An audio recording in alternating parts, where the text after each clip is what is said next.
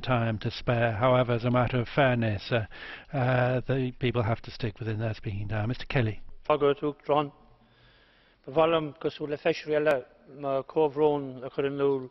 The winter Bangladesh as octan trago the Harlown the Deni agus freshen Covrone the Coronul and winter Bratana as octa Harla Strauden. And also to express my condolences to the people of Britain for what happened in the streets there yesterday.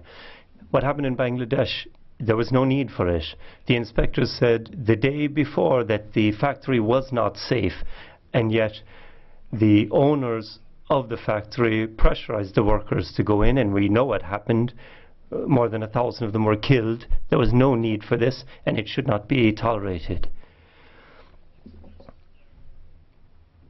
Outrage at what happened in Bangladesh, and rightly so.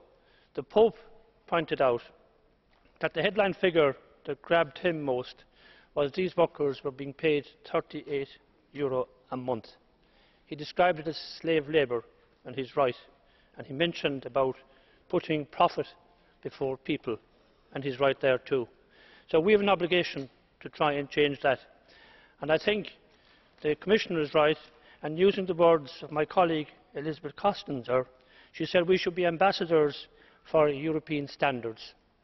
So we have to work with the Bangladeshi authorities to ensure that the highest standards prevail, and where buildings are condemned, that the owners would not be in a position to force workers to go in there. Also, we have to help them to look at other accidents that are waiting to happen, so this can be averted.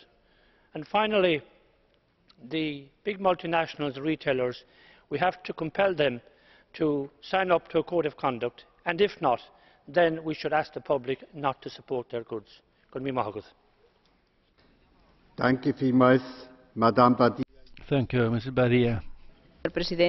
Thank you very much, President, Commissioner. I too would like to echo the condolences to the families of the victims of this terrible accident at the textile factory in Bangladesh. There are terrible working conditions there, and that's not acceptable for these people. And then there's the passivity in